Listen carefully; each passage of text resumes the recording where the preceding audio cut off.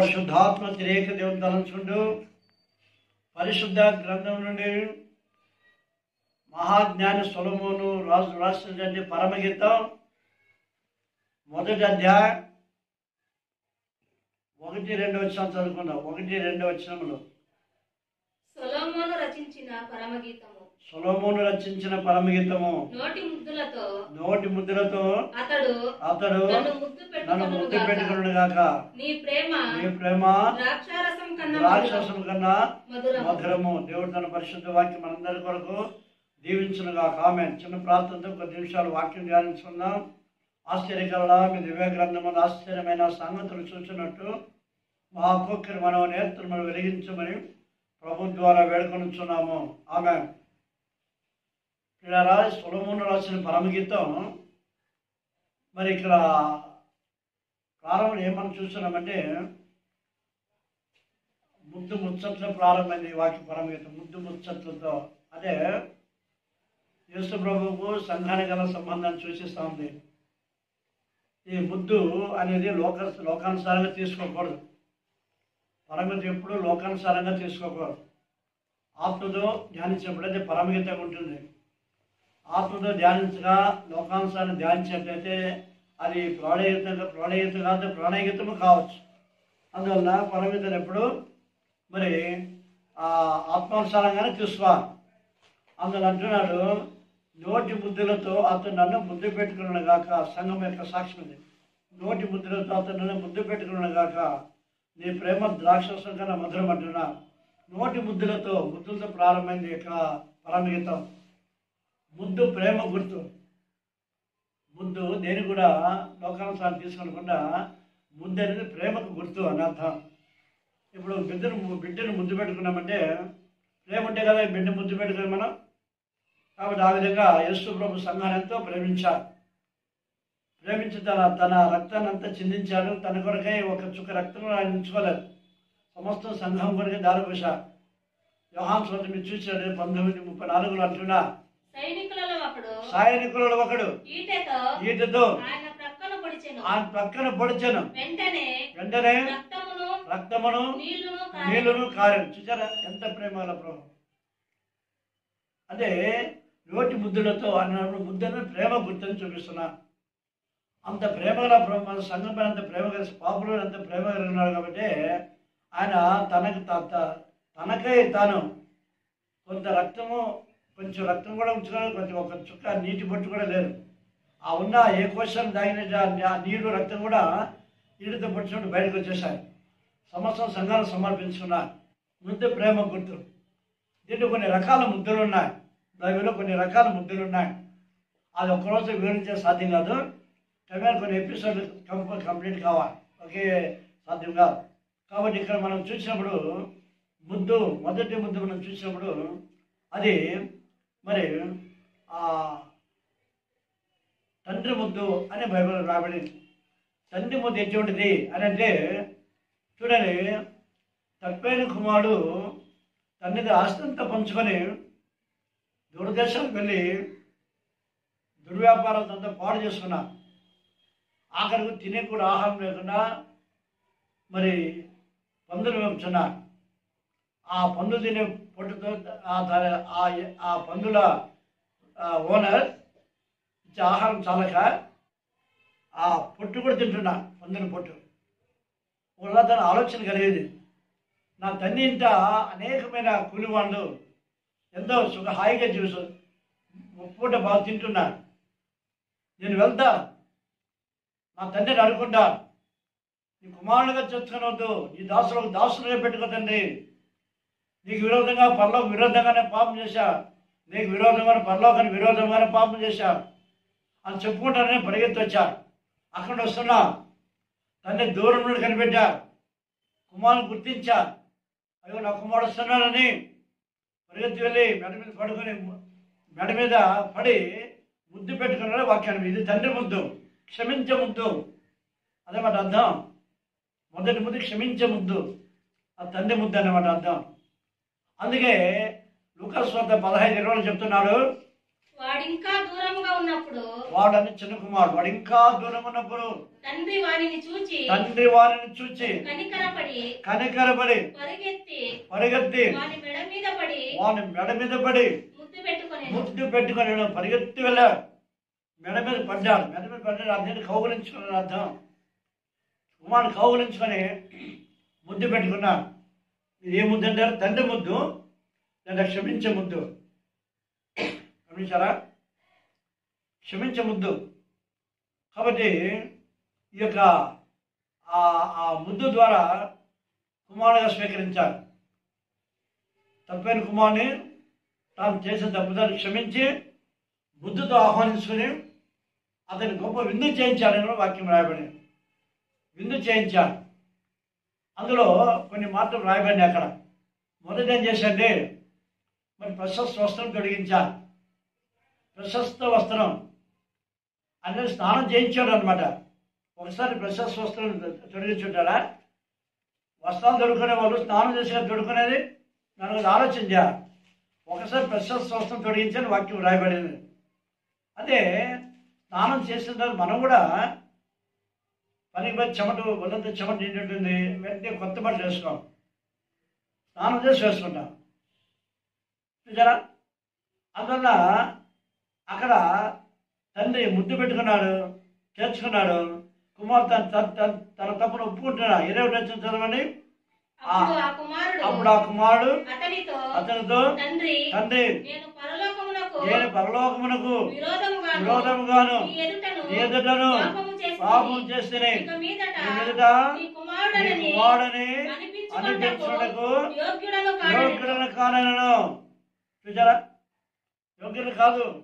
నీ కుమారుడు అనిపించి పరలోక నీకు విరోధంగా పాపం చేశా, నీ కుమారుడిని అనిపించుకో నాకు యోగ్యత లేదు అని తన తప్పు నొప్పుని పశ్చాత్తాపడుతున్నా. అయితే తండ్రి నిచ్చుడా దౌర్భాగ్యుడా, ఆస్తంతా పాడు చేసావు, నా మర్యాద మంటపాలు కలిపావు, వెళ్ళరా నిచ్చుడు అన్నాడా? అల్లే ముద్దు పెట్టి చేర్చుకున్నాడు కుమారుని. అందుకే మన పరలోక తండ్రి కూడా బైబిల్ ఒక మాట అంటున్నా, యోహాను చూత తండ్రి నాకు అనుగ్రహించు వారందరూ నా యొద్దకు వత్తురు, నా యొద్దకు వచ్చు వారిని నేను ఎంత మాత్రము బయటికి త్రోసివేయను. చూసారా? తండ్రి నాకు అనుగ్రహించే వారందరూ నా యొద్దకు వత్తురు, నా యొద్దకు వచ్చా ఎంత మాత్రం బయటికి త్రోసివేయనంటున్నా. ఇప్పుడు కుమార్ తండ్రిని వెతుకొని వచ్చా, తోసేశాడా? లూకాసు వార్త 15:20 చదివేంత ముందే 20లో మరి కౌగులించి ముద్దు పెట్టుకున్నాడు కుమారుని. 21 వచ్చంలో కుమారుడు తన తప్పు తెలుసుకుని క్షమాపణ అడుగుతున్నాడు. ఎప్పుడైతే క్షమాపణ అడిగారు 22 వచ్చంలో కుమారుని గౌరవిస్తున్నా. 22 వచ్చిన చదవండి. అయితే తండ్రి తన దాసులను చూచి ప్రశస్త వస్త్రమును త్వరగా తెచ్చి వీనికి కట్టి వీని చేతికి ఉంగరం పెట్టి పాదములకు చెప్పులు తొలగించుడి, క్రొవ్విన దూడను తెచ్చి వధించుడి, మనము తిని సంతోషపడదము. ఈ నా కుమారుడు చనిపోయి అలా దొరికెను, తప్పిపోయి చెప్పాను. ఈ నా కుమారుడు చనిపోయి మళ్ళా బ్రతికెను, తప్పిపోయి దొరికెనని చెప్పాను. చూచారా? అంతటి వారు సంతోషపడసాగారు. చూచారా? ఎంత గొప్ప ఆశ్చర్యకరమైన మాట. తండ్రి ఎంత ప్రేమ గలవాడు. ఆస్తంతా నష్టం చేశాడు, తండ్రి మర్యాద మంట కలిపేశాడు. ఆ తర్వాత ఆరోగ్యం పోగొట్టుకున్నాడు. తండ్రి క్షమాపణ అడిగారు, తండ్రి క్షమించారు, ముద్దు పెట్టుకుని క్షమించారు. ఆ తర్వాత ఇక్కడ కొన్ని కార్యాలు చేశారు. వెంటనే ప్రశస్త వస్త్రం తొలగించండి అన్న, ప్రశస్త వస్త్రం తొలగించాలి. అదే కొత్త వస్త్రాలు, నూతనమైన వస్త్రాలు తొలగించమన్నారు. ప్రశస్త వస్త్రం మనం గమనించినప్పుడు స్నానం మనం కొంచెం యోచించాలి. స్నానం చేయకుండా తొలగించాలి, స్నానం చేసి తొలగించుంటారా మనం ఆలోచించాలి. వాక్యం అందరూ కూడా ఆలోచించాలి. ఎక్కడో ఎన్నో ఏళ్ళ నుంచి మరి వెళ్ళిపోయినాడు, స్నానం చేసే ముందర సంబంధం ఏదో గడ్డ పెంచుకున్నాడు, వాళ్ళంతా చెమట మురికి తెచ్చుంటారు. ఆ మురికి దేహం పైన ప్రశస్త వస్త్రం తొలగిస్తాడా? తొలగించడు. స్నానం చేయించాలి, తప్పుడు స్నానం చేయించాలి, మనం అర్థం చేసుకోవాలి. స్నానం చేయించుంటారు, తర్వాత ఫ్రెషర్స్ వస్తారు. ఆత్మీయంగా చూసినప్పుడు సంఘాన్ని ఆయన ఉదక స్నానంతో కడుగుతున్నారు, తర్వాత రక్షణ వస్త్రాలు ఇస్తున్నారు. అదే అర్థం అన్నమాట. వాక్యంతో కడుగుతున్నారు ఫస్ట్. దేవుని దగ్గర వచ్చేవాడిని ఆయన వాక్యంతో కడిగి పవిత్రపరుస్తున్నారు మొదట, తర్వాత రక్షణ వస్త్రాలు ఇస్తున్నారు, ఫ్రెషర్స్ వస్తున్నా. అది ఆత్మీయం తీసుకుని ఎలా అర్థాలు వస్తాయి మనకు. చూసారా ఏం చేశారంటే కుమారుని స్నానం చేయించని చెప్పిండే ఇక్కడ లేనప్పుడు కూడా మనం అర్థం చేసుకోవాలి, కొద్దిగా దైవ జ్ఞానంతో అర్థం చేసుకోవాలి. ప్రశస్వస్థం తొలగించన్నాడు, ప్రశస్వస్థం తొలగించన్నాడు, కానీ అంతకుముందు తప్పుడు స్నానం చేయించుంటారు. అందుకే సంఘానికి పరిశుభ్రత సంఘమును మరి వాక్యంతో కడుగుతున్నాడంట. వాక్యం ఉదక స్నానం చేత శుభ్రపరుస్తున్నాడని ఎఫెసీయులకు 5:20 చెప్తున్నారు. క్రీస్తు కూడా సంఘమును ప్రేమించి అది కళంకమైన ముడతైనను మరి ఏదైనా లేక పరిశుద్ధమైనది కాదు, నిర్దోషమైనది కాదు, మహిమల సంఘము కాదు, తన ఎదుట దానిని నిలవబెట్టుకునే వలనని వాక్యముతో స్నానము చేత దానిని పవిత్రపరచి పరిశుద్ధపరచుడుగా దాని కొరకు తను తాను అప్పగించుకొనెను. చూచా సంఘం పని ఎంత గొప్ప ఏర్పాటు చేసి ఎంత ప్రేమ కలవడిస్తూ ప్రభులు వారు గమనించారా. వాక్యంతో ఉదక స్నానంతో సంఘాన్ని కడుగుతున్నాడు. మొదట వాక్యం అని నీటితో కడగబడాలి, శుద్ధీకరించబడాలి. ఆ తర్వాత వస్త్రాలు, అవి రక్షణ వస్త్రాలను యెషయా అంటున్నా. యెషయా గ్రంథం చూసినప్పుడు 60:10 చదవండి. శృంగారమైన బాగా ధరించుకొనిన పెళ్లి కుమార్ రీతిగాను ఆభరణతో అలంకరించుకొనిన పెళ్లి కుమార్తె రీతిగాను ఆయన రక్షణ వస్త్రములు నాకు ధరింపజేసి. రక్షణ వస్త్రములు ఎప్పుడు రక్షణ వస్త్రాలు? వాక్యమును ఉదక స్నానం చేత శుద్ధీకరించబడిన వారికి రక్షణ వస్త్రాలు. చూచారా. తర్వాత నీతిని పైబట్టను నాకు ధరింపజేసి. అదే అనమాట అర్థం. ఈ వాక్యం ద్వారా మనం అర్థం చేసుకోండి. మొదటి వాక్యం ఉదక స్నానము, ఆ తర్వాత రక్షణ వస్త్రాలు. తప్పైన కుమారుడు కూడా మొదట నీటి స్నానం, తర్వాత ఫ్రెషర్స్ వస్త్రాలు. చూచారా. అలాగనమాట అర్థం. మొదటి ముద్దు తండ్రి ముద్దు అనేది మనం గుర్తుంచుకోవాలి. అంత ఘోరమైన తప్పు చేసినప్పటికీ, తండ్రికి విరోధంగా పాపం చేసినప్పటికీ, అశ్రద్ధ నష్టం చేసినప్పటికీ తండ్రి ప్రేమతో కౌగురించి ముద్దు పెట్టుకొని కుమారుని ఆహ్వానించాలి. చూచారా. ఇది తండ్రి ప్రేమ. తండ్రి ముద్దు, ముద్దలుగా ప్రేమ గుర్తు అనమాట అర్థం. మెడ మీద పడి ముద్దు పెట్టుకున్నాను అంటే అదేంటి? కుమారుని ప్రేమించి దగ్గర చేర్చుకున్నాను అర్థం. ముద్దు ప్రేమ గుర్తు. అందుకే పరమిది ప్రారంభంలో ముద్దులతో ప్రారంభమైంది. యేసు ప్రేమ గలవాడని ఈ యొక్క ఆ ముద్దు విషయం మనకు అర్థం చేసుకోవచ్చు. చూసారా. అందుకే ఆ యొక్క ప్రశస్వస్థ ధరించారు. తర్వాత రెండో కార్యం ఏం చేశాడు? ఉంగరం. అవునా. ప్రశస్వస్థ ధరించిన తర్వాత రెండో కార్యం ఏం చేశాడు? తండ్రి ఉంగరం పెట్టాడా? చెప్పుగా త్వరగా తెచ్చి వీని కట్టి వీని చేతికి ఉంగరం పెట్టుడి, పాదం చెప్పు తొడిగించన్నా. చూసారా. ఈ 3 కార్యాలు చేస్తారు. ఇక లేనప్పటికీ మొదటి స్నానం, రెండవదిగా రక్షస్వస్త్రం, రక్షణ వస్త్రం తెలుసుకున్నాం. ఇప్పుడు రెండవదిగా మనం మూడవది ఏం చూడాలంటే మరి ఉంగరం మొదటి స్నానం, రెండవది మరి చేతి ఉంగరం, ఆ ప్రశస్వస్త్రములు ఉంగరం, తర్వాత పాదం చెప్పులు. ఇవన్నీ కూడా కొన్ని అంశాలు మనకు క్లియర్గా ఉన్నాయి వాక్యంలో. ఉంగరము దేని గుర్తు? అధికారాన్ని గుర్తు ఉంగరం. ఇన్ని సంవత్సరాలు కానీ కుమారునికి అధికారం పోగొట్టుకున్నావు. కుమారుడు నీకు అధికారం లేదు, నీకు పోగొట్టుకున్నావు. నువ్వు చేసినటువంటి దుష్కార్యాన్ని బట్టి, నువ్వు చేసే బుద్ధిహీనతను బట్టి కుమారత్వాన్ని పోగొట్టుకున్నావు. కాబట్టి మళ్ళా నీకు కుమారుడు ఉండడానికి అధికారం ఇస్తున్నా. కానీ ఉంగరం పెట్టించే చేతి, ఉంగరం పెట్టించే చేతి. ఉంగరం అధికారాన్ని గుర్తు. ఆదికాండం 41:41 ఏం రాబడిందంటే యోసేపు ఫరో యొక్క కలభ అని చెప్పినప్పుడు అతని రథం మీద ఎక్కించి ఊరేగించి ఉంగరం చేతికి పెట్టి అధికారం ఇచ్చా దేశంలో మరి ఆ ఒక అధికారం కూర్చున్నా నా తర్వాత నువ్వే రాజు అన్నట్టుగా అధికారం ఇచ్చా చూసారా. మరియు ఫరో చూడము ఐగుప్తు దేశం అంతటి మీద ఐగుప్తు అంతటి మీద నిన్ను నియమించున్నా యోసేపుతో చెప్పాను. మరియు చూడు ఐగుప్తు దేశం అంతటి మీద అధికారం ఇచ్చేసా. అధికారం ఏది గుర్తు? ఆ తర్వాత ఏం చేశాడు? మరియు ఫరో తన చేతులున్న ఆ ఉంగరం తీసి యోసేపు చేతికి పెట్టి సన్నపు నారబట్టలు అతను తొడిగించి అతని మెడకు బంగారు గొలుసు వేసి రెండవ రథం మీద అతను ఎక్కించి చూసారా. జన్మంతా నమస్కారం వందనాలు చేయడం మరి ప్రార్థన చేస్తున్నా. అంటే ఎందుకు ఉంగరం అంటే అధికారాన్ని గుర్తు. యోసేపుకు దేశమే అధికారం ఇచ్చా.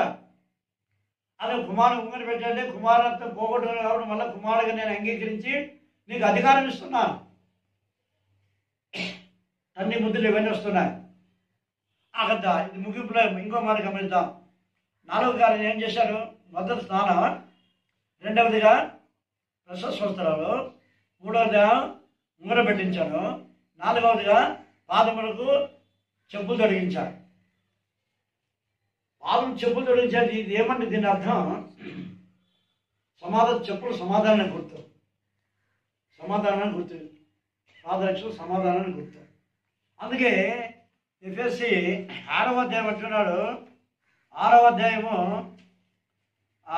15 వచ్చిన అంటున్నా. 6:15 ఏమంటున్నాడు? పాదములకు సమాధాన స్వార్థమైన సిద్ధ మనసును జోడుకొని చూసారా. సిద్ధ మనసును జోడు. పాదములు సమాధాన స్వార్థని సిద్ధ మనసును జోడు అంటే సమాధాన స్వార్థం వల్ల సిద్ధ మనసును జోడు. అదే రెండు చెప్పులు, ఒకదాని ఒక అర్థం. ఒకటి సమాధానం, ఒక సిద్ధ మనస్సు. సమాధానం ఉంది, మనసు లేకుంటే మరి పాట పైన వాక్యం చెప్పలేదు. రెండు ఉండాలి అన్నమాట అర్థం. సమాధాన స్వార్థం సిద్ధ మనస్సు జోడు. అందుకే సమాధానము సిద్ధ మనసు రెండింటికి అర్థం వస్తుంది అనమాట ఆ యొక్క జోడు, ఆ చెప్పులు అనేది. అందుకే మళ్ళీ కుమారుడిగా అంగీకరిస్తున్నారని చెప్పులు తొడిగించారు. అంతేకాకుండా అదే పరమితి 7వ అధ్యాయం మనం చూసినట్టయితే అక్కడ ఇంకో మాట రాబడి. ఎందుకంటే రాజకుమార పుత్రిక అంటున్నా.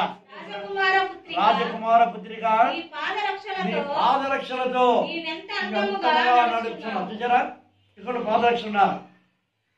రాజకుమార పుత్రిక నీ పాదరక్షలతో ఎంత అందంగా నడుస్తున్నాడు అంటున్నా. రెండు చెప్పులు ఉంటే అందం, ఓ చెప్పుంటే అందం అనిపించదు. నా రాజకుమార పుత్రిక, రాజని యెహోవా తండ్రి, కుమారునిగా యేసు ప్రభు, పుత్రికగా సంఘం. చూసారా, సంఘానికి ఎటువంటి పేరు పెట్టారు? రాజకుమార పుత్రిక అంటున్నా.